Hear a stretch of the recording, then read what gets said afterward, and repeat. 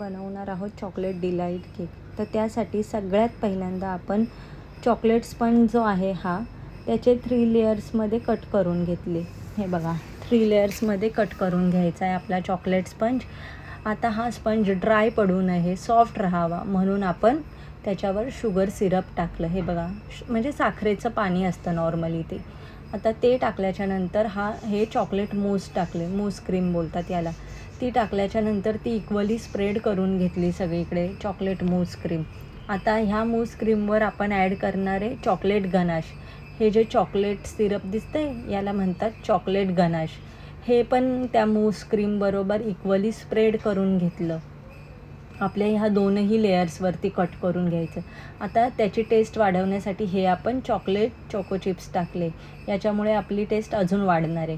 आणि मग हे 3ही लेयर्स एकावर एक त्याचे थर रचून आपला केक व्यवस्थित एकसारखा फिरवून घेतला.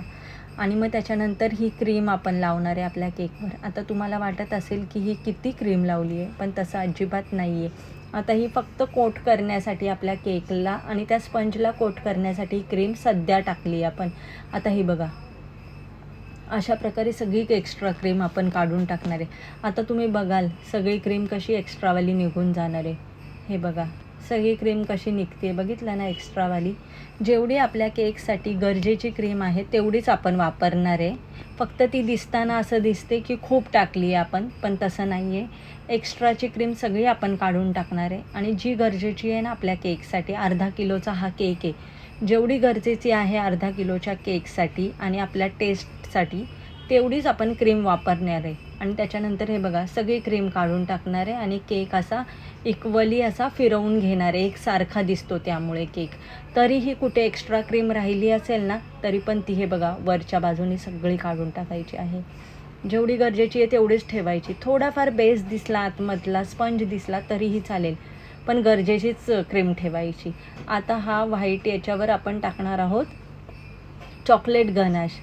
हे बघा हे चॉकलेट गनाश टाकलं, ते इक्वली सगळीकडे फिरवून घेतलं, स्प्रेड करून घेतलं. याच्यामुळे आला ना आपल्या चॉकलेट केकला चॉकलेट लुक आला आहे आणि टेस्टला पण खूप छान लागणार आहे आपला केक असं चॉकलेट गनाश टाकल्याने. आणि मग ते चॉकलेट गनाश पण सगळीकडून हे बघा स्प्रेड करून घेतलं. जिथे जिथे व्हाईट क्रीम दिसत होती त्याच्यावर सुद्धा सगळा चॉकलेट गनाश आपण फिरवून घेतलं आणि एकसारखा केक केला. आता गोल्डन बोर्डवर शिफ्ट केला आपला केक. आता त्याच्यानंतर ह्याला बोलतात डच चॉकलेट. हे डच चॉकलेटने आपण डेकोरेट करतो आहे आपला केक. बघा किती सुंदर दिसतो आहे ना आपला केक ह्या डच चॉकलेटमुळे, ह्या फ्लावर्समुळे. आता ह्याच्यामुळे केक तर दिसणारच आहे सुंदर, त्याच्याशिवाय त्याची टेस्ट पण खूप वाढणार आहे, कारण हे प्युअर चॉकलेट असतं डच चॉकलेट म्हणजे. आता ह्याचा लूक आपण अजून वाढवण्यासाठी हे बघा हे गोल्डन बॉल्स टाकले.